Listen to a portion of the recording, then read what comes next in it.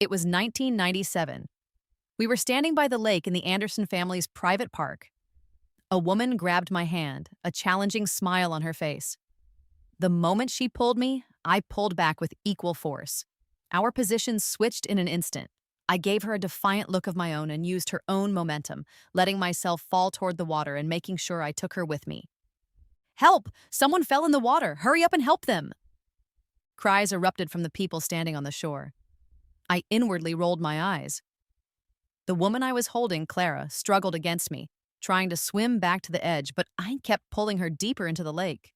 "Alice, what are you doing?" she sputtered. "Let me go." I just smiled at her and started screaming for help myself, thrashing my arms around as if I were in a panic. In the ensuing chaos, I managed to push her head back under the surface. As soon as she came up for air, my flailing arms sent her down again. This happened several more times before I saw someone finally jump into the water to rescue us. I felt Clara's struggles weaken, but I didn't let up. A strange sense of satisfaction washed over me. After being given a second chance at life, I was determined to settle every single score.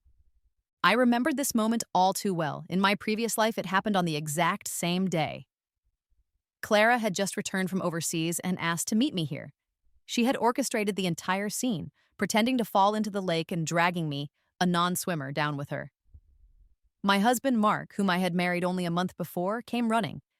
As I desperately reached for him, he ran straight past me to Clara, pulling her into his arms and carrying her to shore.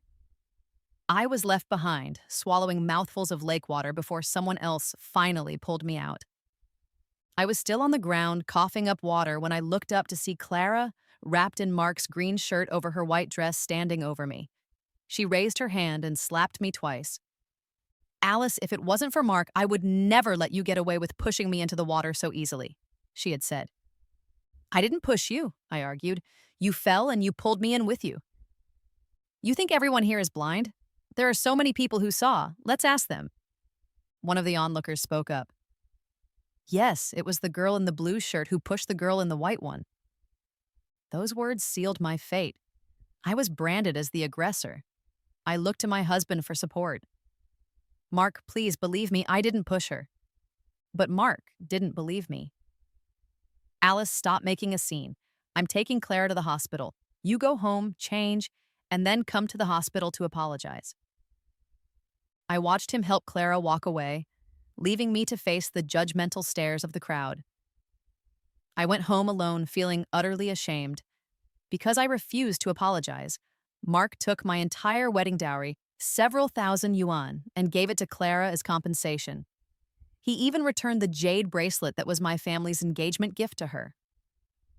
Clara spent a few days in the hospital, and Mark said that since I wouldn't apologize, paying her was the least we could do to stop her from calling the police. But I had gotten sick too. I ran a high fever for 3 days, but no one seemed to care. People would say things like, "How can you compare yourself to her? You grew up in the countryside. You're tough. Clara has been pampered her whole life. She's delicate." I was furious. Who said I was tough? Yes, I grew up in a rural area, but my father and brothers never let me do a single day of hard farm work. I was raised just as carefully as anyone. My father, after retiring from the military, had worked at a steel plant. When the plant downsized, he, being a man of principle, volunteered for layoff to make things easier for his superiors. The severance pay wasn't much, but it was enough. Then my oldest brother had an accident, falling from a mountain and breaking his leg. We spent all our savings on his treatment, but he was left with a permanent limp. Life became very difficult, but my family still shielded me from any real hardship. It was only after I failed my college entrance exam that my father finally sent me to the Anderson family to honor the engagement that had been arranged for us years ago. The moment I saw Mark again, I was captivated. He was tall, handsome, and a soldier, everything I had ever wanted in a partner. At the insistence of his grandfather, we were married less than a week after I arrived. For a month, I was living in a dream. I truly believed he loved me. But everything crumbled the day Clara returned. "Stop being so unreasonable," Mark had told me. "I've been exhausted taking care of Clara. Can't you give me a moment of peace?" I felt a deep sense of injustice. I had been sick with a fever for days, and he hadn't even come home once to check on me. I started to feel that something between us had changed, but I held on to a sliver of hope. I needed to know if he still loved me, so I confronted him. Alice, stop it, he said, his voice strained. When you're like this, I can't even focus on my work. If you keep this up, our marriage is over. The threat of divorce silenced me. You made a mistake, and you need to make it right, he told me later, his tone softening. I'm doing this for your own good. If Clara had called the police, you'd be in jail. You're my wife, and I won't let that happen. From now on, just don't argue with her. There's nothing going on between us. You have to trust me. A marriage needs trust. We grew up together, and her parents died a few years ago. She's all alone after coming back from overseas. I feel sorry for her, that's all. To prove his point, he handed me his bank book and his salary for the month. At the time, I convinced myself that maybe I had been unreasonable. From then on, he gave me his full salary every month. I thought this was proof of his love, so I dedicated myself to him completely. For 20 years, I poured my heart and soul into our marriage. I tolerated his constant attention to Clara, I raised our children, cared for his parents, and managed the household so he could focus on his career without any distractions. He succeeded, rising from a company commander to a division commander. But on the very day of his promotion, my world ended. I was drugged. I woke up with my hands tied, lying on the floor of a dilapidated wooden shack that reeked of gasoline. Clara stood over me, holding a lighter, her face twisted into a mask of pure madness. Alice, she said, now that Mark is a division commander, it's time for you to disappear. Terror seized me. Clara, what are you doing? This is a crime. She sneered and slapped me. A crime? How naive. You dragged me into the water, and now you're trying to burn me alive. You brought this on yourself. When you die in this fire, it will look like an accident. I was truly, utterly terrified. Clara, please don't. If Mark finds out, he won't let you get away with this. She laughed, a chilling sound. You're ridiculous, Alice. Even if he finds out, he won't do anything to me. He loves me. No, you're wrong, I shouted. Mark loves me. He only pities you. He's given me his salary all these years. I'm his wife. Her sneer deepened. He loves you? You fool. All these years, he's done whatever I asked. He came running every time I called. Even if you two were in bed together, one phone call from me and he'd leave you immediately. Her words hit me like a physical blow. I remembered all the times he had rushed out in the middle of the night, claiming it was an emergency at the base. I had always been so understanding, so supportive. The truth was a cold, cruel knife twisting in my gut. I had been a complete fool. And back at the lake, she continued, did you really think Mark didn't know I pulled you in? He knew you couldn't swim. But he still saved me first. And to make me feel better, he made you give me your dowry money. Sure, he gave you his salary, but every mission bonus, every special stipend, he gave to me. That's a lot more than his monthly pay. Has he ever taken you to a movie? Bought you a single new dress? I clenched my fists, my heart sinking with every word. I felt myself coming apart at the seams. You're lying, I choked out. Mark doesn't love you. Keep telling yourself that, she scoffed. What man abandons the woman he loves for someone else? I'm telling you, Mark took me to the movies and bought me clothes. The only thing we didn't do was sleep together. Honestly, I'm much happier than you are. A hollow laugh escaped my lips. I had been played for a fool by both of them, but I refused to admit defeat. So what? I said bitterly. You're nothing but a homewrecker. If he really loved you, why didn't he sleep with you? That struck a nerve. Clara flew into a rage, straddling me and slapping my face repeatedly. You idiot! You hogged Mark for 20 years. It's my turn now. It's time you gave him back to me. When her fury was spent, she lit the lighter and stepped back. The reality of my situation finally sank in, and I panicked. I'll divorce him. I'll step aside. We don't have to do this. She just laughed. It's too late. Now that he's a division commander, do you think he'd throw away his career for a washed-up wife? You have to die. Only then can he marry me without any complications. Go to hell. She tossed the lighter onto the gasoline-soaked floor. Flames erupted instantly. At that exact moment, I heard Mark screaming my name. Mark, help me! I screamed back. Clara started shouting too. Mark, help! Alice has lost her mind. She's trying to burn me alive. I saw Mark burst through the doorway, but the moment he saw Clara standing just outside the ring of fire, he didn't even look at me. He ran straight to her, scooped her into his arms, and carried her out without a moment's hesitation.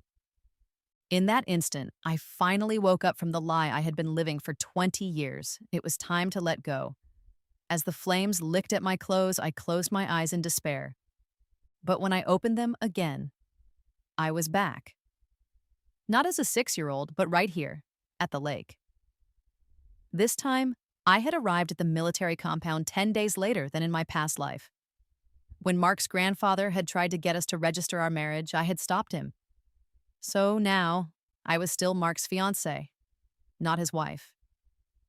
I was here for 2 reasons: to get back my family's engagement token and to settle the score. As Mark swam towards the shore with Clara, I started shouting for help again, just as I had planned. I deliberately pushed Clara back into the water. She was disoriented, swallowing mouthfuls of water. "Mark, help me!" she cried weakly. He responded instantly, wrapping his arms around her and swimming her to the shore. He completely ignored me, even though I was right there. A wave of sorrow washed over me. What had I been hoping for? Just as I was about to enact the next part of my plan, someone suddenly grabbed my arm. "Don't worry, comrade, I'll get you out of here." I was momentarily annoyed, but I quickly recovered and used the man's strength to help me swim. I felt him hesitate for a second. Then he steadied himself and pulled me toward the shore. He had incredible stamina, and we reached the bank at almost the same time as Mark. Once we were on land, the man immediately grabbed a set of clothes from the ground and handed them to me, turning his eyes away respectfully. I took them and wrapped them around myself, shielding my soaked figure from the stares of the crowd. "Thanks," I said with a small smile. Then, I walked over to where Clara was still coughing up water and slapped her hard across the face. "You venomous snake," I said coldly. "You knew I couldn't swim, and you still pushed me into the river." Mark, who was still holding Clara, was stunned. "Alice, what are you—" Before he could finish, I slapped him too. "Mark, I'm your fiancé. You let me nearly drown while you went to save another woman. What kind of man are you?" Not satisfied, I slapped him again, so hard my palm stung. Whether it was the shock of being hit or guilt, he didn't say anything, just clenched his fists and lowered his head. Clara, having finally caught her breath, was furious. "Alice, you've gone too far. You're the one who kept dragging me under. That's why Mark saved me first." Before she could finish her sentence, I slapped her again. "Clara, you pushed me into the water. If it weren't for Mark, I wouldn't be letting you off so easily. You should watch yourself." "I didn't push you. You jumped in and dragged me with you," she screamed. "Why would I risk my own life just to frame you? Do you think everyone here is an idiot?" I turned to the crowd, tears welling in my eyes but refusing to fall. "Everyone, we both fell in just now. Did any of you see what really happened? Please tell us the truth." "I saw it," one man said, pointing at Clara. "That woman in the white dress pushed the woman in the blue one, and then they both fell in." "I saw it too," another voice added. "Me too." I looked at Clara's face. It was pale with shock. A small smile touched my lips. Mark looked just as stunned, as if he couldn't believe his sweet childhood friend was capable of such a thing. Clara saw his expression and immediately burst into tears. "Mark, we grew up together. You know what kind of person I am. Please believe me, it was Alice who fell in and pulled me down. She kept pushing me under. If you hadn't saved me, I might have drowned. Everyone else was too far away. They must have misunderstood." I saw a flicker of pity in Mark's eyes. "Alice," he began, "Clara and I have known each other our whole lives. She's always been gentle. I don't believe she would do something like this on purpose. I'll look into it, but right now, she needs to go to the hospital." Just a few tears and he was wavering again. In my last life, my pleas had meant nothing to him. Thinking back on the 20 years I wasted on a man like that, I felt a surge of bitterness. It just wasn't worth it. As Mark started to lead Clara away, I stepped in front of them and slapped him again across the face. My hand throbbed. Why is his face so hard? I thought, wincing. That was the 3rd time, and Mark finally snapped. "Alice, what the hell are you doing? Don't go too far." Before he could finish, I slapped him a 4th time. Then, I raised my voice for everyone to hear. Mark, I know you're doing this for me. Holding on to her like that, making it clear to everyone that she seduced you and ruined your reputation. But this is wrong. I can't let you sacrifice yourself like this. Let go of her. What if she accuses you of taking advantage of her? Then you'll really be in trouble. Mark's face went stiff with embarrassment, and he quickly pulled his hand away from Clara. Just then, I heard a snort of laughter. It was the man who had rescued me. He was giving Mark a look of pure disdain. When he saw me looking, he said, "Sorry, I couldn't help it." His voice was low and magnetic. I turned back to Mark. "You're a soldier. You can't resort to these kinds of tactics. The way you're acting just makes it look like Clara is a homewrecker. I don't need you to do this for me." Mark's swollen face twitched. "Alice, what are you talking about?" Clara, her own face red and puffy, chimed in. "Alice, you're disgusting. Mark and I are like brother and sister." "Oh," I raised an eyebrow. "So you two have been hugging and holding each other like this since you were kids?" That seemed to be the final straw for Mark. He pointed a finger at me, then leaned toward Clara and muttered, "You go on to the hospital." She shot me a hateful look, tears still in her eyes, and ran off. "Clara!" I called after her. "Don't forget, if it weren't for my fiancé, I would have already called the police on you." "Alice, enough. Go home," Mark growled. "That house is your home, not mine anymore," I replied coldly. "What exactly do you want?" he demanded. "To break off the engagement?" "Forget it," he said, turning to walk away. "You can't just treat our family like this." As he left, I shouted at his back, "Mark, you're only wearing a tank top, and that female comrade saw everything. Have you no shame?" He flinched, and a little of the bitterness in my chest eased. I turned back to the crowd. "Thank you all for speaking up for me today," I said, my voice trembling. "If it weren't for you, I would have been wrongfully accused." I paused, letting my emotions show. I know I shouldn't have come here to force Mark to honor our engagement. I know I shouldn't have tagged along when he was taking that woman to the movies, ruining their date. I know I shouldn't have gotten upset seeing them holding hands or begged him to buy me a new dress when he was buying one for her. And I know I shouldn't have slapped them when he saved her first instead of me. My voice cracked. But he's my fiancé. I can't swim. I was so scared. I looked so heartbroken that the onlookers began to murmur in sympathy. "Poor girl," one woman said. "Why marry a man like that?" "Yeah, and that other woman is no good either," someone else added. "She knew he had a fiancé and still acted that way." An older woman approached me. "Sweetheart, if you haven't married him yet, take my advice and don't. I can introduce you to plenty of good young men, much better than him." I listened to them all scolding Mark and Clara, then bowed my head slightly. I'm sorry for taking up everyone's time with my personal problems. As the crowd began to disperse, I started walking away. "You're just going to leave like that?" a voice said from behind me. It was the man who had saved me. "Aren't you being a little cold?" I turned. "What does it have to do with you?" "That's not the right attitude," he said. "I just pulled you out of the water. Is this how you thank your savior?" "I didn't ask you to save me," I snapped. My plan had been to publicly shame Mark while I was in the water, but this man had interfered. "You ruined my plan, honestly. Saving me was a waste." He just raised an eyebrow. "And my clothes?" "What?" "The outfit I gave you. I bought that brand new for a blind date." I scowled, wanting to throw the clothes in his face. But then I remembered how I had returned home soaked and humiliated in my past life. It wouldn't be practical to return them now. "Give me your address," I said. "I'll wash them and bring them to you." "Guest house at the 3rd Battalion," he replied. That was the guest house for Mark's unit. I finally took a good look at the man. He had close-cropped hair, intense eyes, and a tall, straight posture. He was wearing just a white tank top now, his muscular arms exposed. He met my gaze calmly. "Don't blame me," he said. "You're the one who was staring." I rolled my eyes. "Who are you?" "Corporal Leo from the 13th Regiment," he said. "All right, got it. I'll bring them back once they're washed." "I'm staying for a week," he said. "Bring them tomorrow." As I walked away, I heard another man approach him. Leo, I've been looking everywhere for you. And here you are, staring after some girl. What are you going to tell the woman the commander's wife set you up with? Caught a big fish, Leo replied with a grin. Go change your clothes, his friend said. This date was an assignment. You have to go. I have something urgent to deal with, Leo said, already walking away. You go.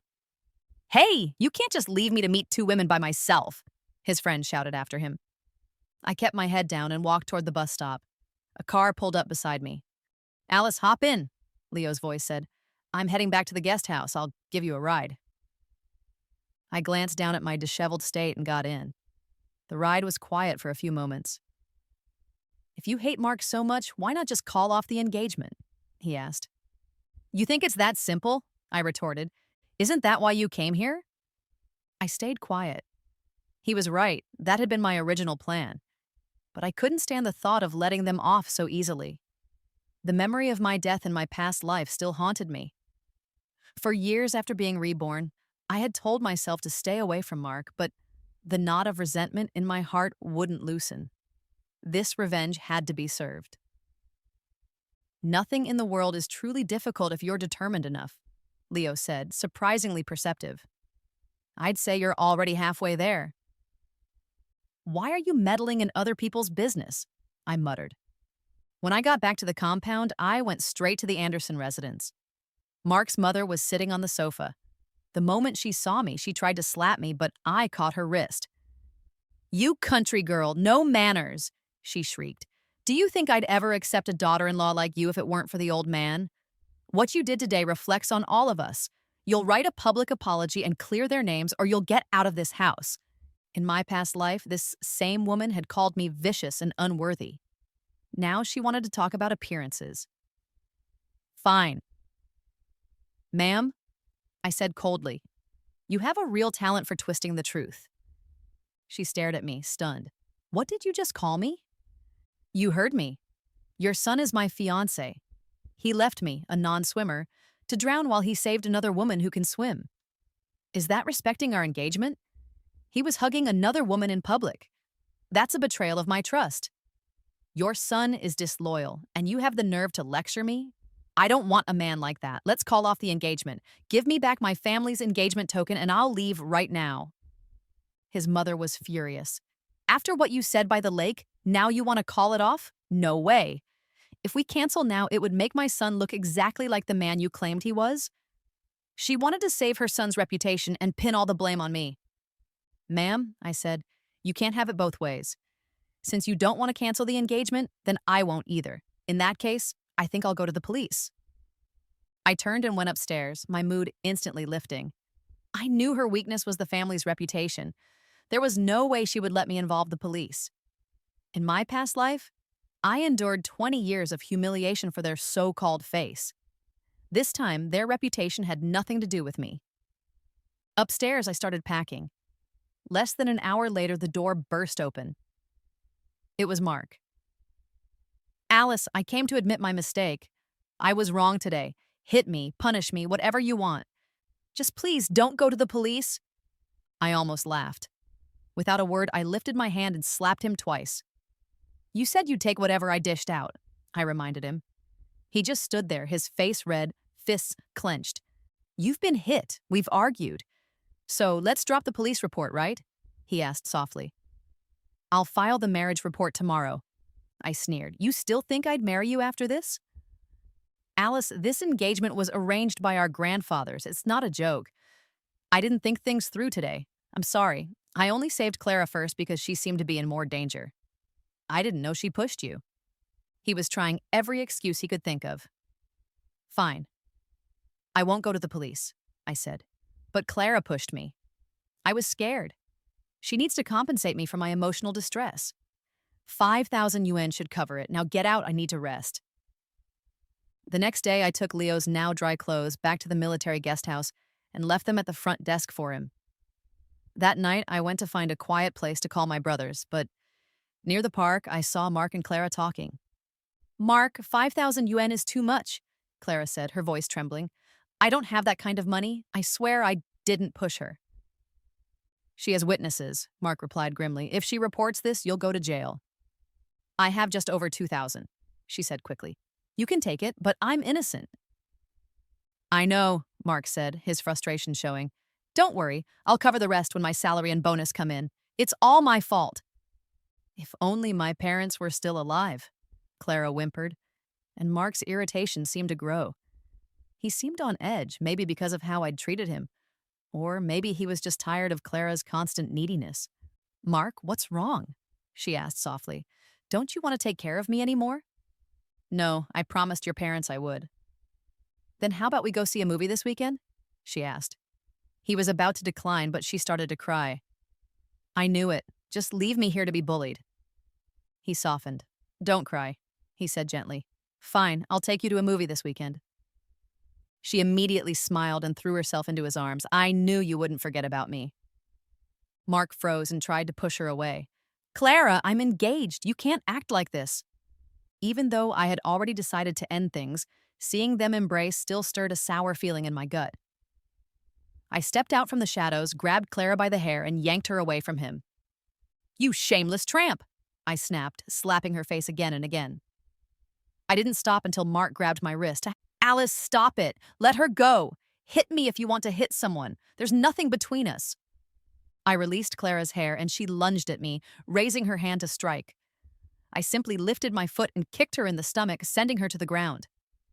Clara, Mark is still my fiancé. Stop hanging all over him. If I catch you again, I'll beat you again. Every single time. My voice was loud and a small crowd of onlookers had started to gather. You're lying, Clara shouted from the ground. I didn't do anything. Oh, really? I mocked. Then why were you all over my fiancé? Anyone who saw would think you have no shame. Seeing the judgmental looks from the crowd, Clara clutched her face and ran away. Mark, embarrassed and angry, grabbed my wrist and dragged me back toward his family's house. Once inside, he let me go. I looked at the red marks on my wrist and slapped him hard, once on each cheek. His mother pointed a trembling finger at me. Break it off! Get out of my house, you shrew! How dare you hit my son? I didn't say a word. I went upstairs, grabbed my suitcase, and came back down. I slammed the gold engagement pendant on the table. This is your family's token. I'm returning it. Give me my family's token and I'm gone. Fine, wait here, his mother snapped, but Mark blocked her. I'm not calling off the engagement, he said firmly. Tomorrow, I'm filing the marriage report. His mother stared at him as if he were insane. You're marrying a woman like that? Absolutely not. Mom, I messed up, he muttered. Messed up or not, she shouldn't be hitting you. Just marry Clara. Mom, stop it, Mark shouted. There's nothing between me and Clara. Listening to them argue made me sick. I left the house and went straight to the military guest house. Mark chased after me. Alice, you're my fiancé. You can't stay out here. I'm filing the report tomorrow. Mark, are you deaf? We're done. The engagement is over. Stop bothering me. I was trying to pull away from him when a voice cut in. This is a new society, Leo said, stepping out of the shadows with a cigarette. People have the freedom to love. What's a company commander like you doing, forcing a woman against her will? This is between me and my fiancé, Mark snapped. Leo smirked. Alice, are you his fiancé? No, I said. You heard her, Lieutenant Anderson, Leo said, flicking his ash. She said no. I suggest you let her go. Mark hesitated. Alice, he said softly, I know you're still angry. I'm sorry. I'll call my dad and see if he can help your brothers find good jobs. That set me off. In my past life, I begged him for years to help my brothers, and he never did. Now they had their own successful careers and needed nothing from him. Get lost, I shouted. Fine, I'll go, he said quietly. Get some rest. I'll find you tomorrow. After he left, I checked into the guest house. As I was heading up the stairs, I ran into Leo again. He took my suitcase without asking. What floor? Third. You really broke it off. What's it to you? You've been snappy since I met you, he observed. I didn't do anything. In fact, I saved you. You don't have to be so rude. The next morning, I returned to the Anderson home. Amid his mother's curses, I finally got back my family's heirloom, a genuine imperial jade bracelet. In my past life, Mark had given it to Clara. Now it was finally back with me. As I walked out, I ran into Clara. She shoved a thick wad of cash into my hands. 5,000 wien, she said, looking like she was about to cry. Not a cent less. I found it hilarious that she was so upset over money that wasn't even hers. I tucked the cash away and smiled at her. We're even now. The past is over. It's time for me to start a new life. I took a cab to the train station and bought a ticket home for the following Monday.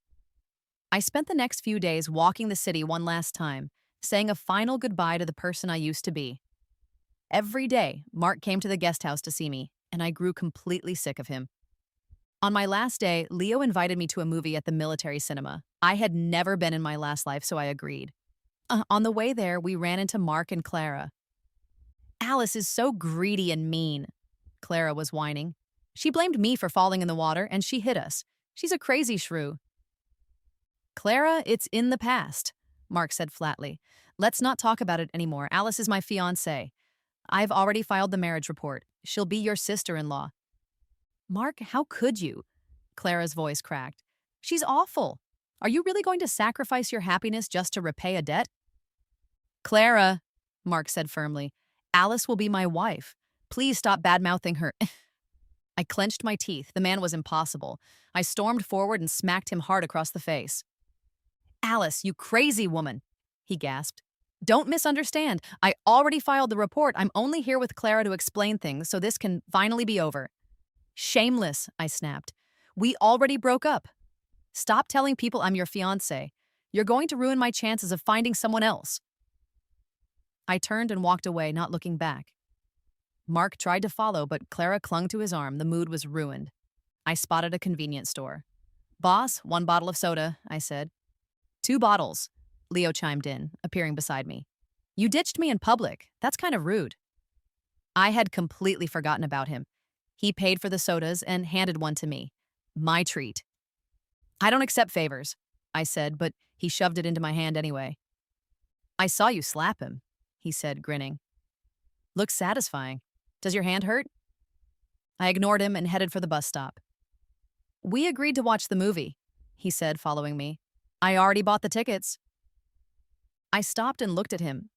In my past life, I remembered reading that he had died on a mission just 2 years after promotion. He had helped me, saved my life even. If you've got time to talk, I told him, you'd be better off putting that energy into your training. Only with hard training can you increase your chances of survival on the battlefield. He looked surprised, then broke into a huge, toothy grin. Are you worried about me? Relax. I have a tough life. I'll be fine. I'm heading back tomorrow, I told him. After all these years in the military, I've never watched a movie, he said. You already invited me. Don't back out now. I found myself nodding. The movie was uneventful. As we were leaving, we bumped into Mark and Clara again. Mark walked over to me. We were just shopping. The marriage report should be approved in a few days. I couldn't help but laugh. This has nothing to do with me, Mark. We already broke up. Why are you still filing marriage reports? It's absurd. Don't make me hit you in public again. Leo watched me and smiled. Alice, thanks for watching the movie with me. Can I treat you to dinner? I didn't hesitate and followed him away from Mark. I'm returning to my unit tomorrow, he said later. Can I get your phone number? I was about to say I didn't have one when my bag started buzzing. It was my second brother. I declined the call. Before I could stop him, Leo took the phone from my hand. A moment later, his own pocket started ringing. He handed the phone back. A new contact was saved. Leo. That's my number, he said. Call me if you ever need anything. Just then, my phone rang again. It was my brother. Sis, when are you coming home? Your admission letter came. It's from Yonda University. Dad wants to throw a huge party. My train is tomorrow, I told him. Great, I'll pick you up. I just closed a big deal and I met a girl. I need you to help me size her up. After I hung up, a genuine smile spread across my face. In my past life, my brother had been a poor farmer, too poor to marry. In this life, thanks to my guidance, he was a successful entrepreneur. After lunch, Leo and I said our goodbyes. The next day, I returned to my hometown. I attended my celebration party, met my brother's girlfriend, and felt the last of my old life's burdens fall away. This life was perfect. I went to Yanda University alone, ready for a fresh start. What I didn't expect was for Mark to be my military training instructor. Alice, he said, stopping me after the first day of training, I didn't expect to see you here. Captain Anderson, I said, disgusted. I'm exhausted. Are you trying to keep me from resting? No, I'm happy to see you, he said. Go rest. It was like stepping in something foul I couldn't scrape off my shoe. I wished he would vanish. Maybe someone heard me because the next day my instructor was changed to Leo. He acted like he didn't know me. On the first day, he made me stand in a military posture for hours. I was exhausted. That night, my roommates gushed about him. Apparently, he had paid to have hot water delivered to our dorm so we wouldn't be overexerted. A month passed like that. Every day, Leo pushed me to my limits. Every night, he texted me, telling me to rest. I never replied. When training finally ended, I was relieved to be free of him, but then I ran into Mark at the gate. Alice, can we talk? He asked. I've been thinking. I realized I was wrong. After our engagement, I didn't keep my distance from other women.